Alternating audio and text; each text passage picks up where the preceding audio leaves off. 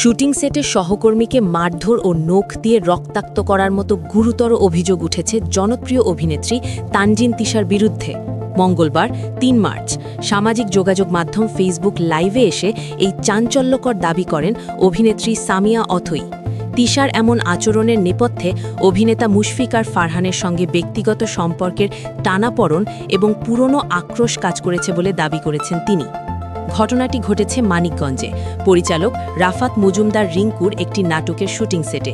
সামিয়া অথইর দাবি অনুযায়ী তিশার নতুন সিনেমার খবরে খুশি হয়ে তিনি ঢাকা থেকে একটি উপহার নিয়ে গিয়েছিলেন, কিন্তু তিশা সেই উপহার নিতে অস্বীকৃতি জানান।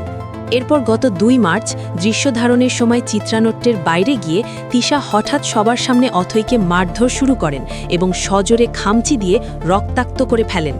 মনিটরে তিশার এই কর্মকাণ্ড দেখে হতবাক হয়ে যান নির্মাতা রিঙ্কু, মীর রাব্বি এবং গুণী অভিনেতা শহীদুজ্জামান সেলিম। এমন আচরণের কারণ জানতে চাইলে শহীদুজ্জামান সেলিমের কাছে পুরনো দ্বন্দ্বের কথা ফাঁস করেন অথই।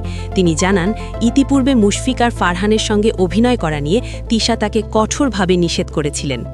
লাইভে সামিয়া অথই দাবি করেন, তিশা শুধু তাঁকেই নয়, অভিনেত্রী কেয়া পায়েল সহ আরও অনেককেই ফারহানের সঙ্গে কাজ করতে নিষেধ করে ফোন দিয়ে হুমকি দিতেন। সামিয়া বলেন, আমি যখন আপুকে বলি যে আমরা আর্টিস্ট, আমাদের সবার সঙ্গে কাজ করতে হয়, তখন তিশা আপু সরাসরি বলেন ফারহান আমার জামাই হয়।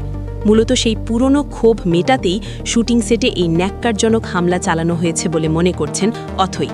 ফেসবুক লাইভের ক্যাপশনে সামিয়া অথই লিখেছেন, শুটিং সেটে তানজিন তিশা কেন আমাকে মারল, এর সঠিক বিচার চাই, সম্মান সবার প্রাপ্য।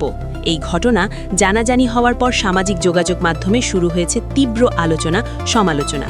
তবে অভিযুক্ত তানজিন তিশার পক্ষ থেকে এখনও পর্যন্ত কোনো আনুষ্ঠানিক বক্তব্য পাওয়া যায়নি।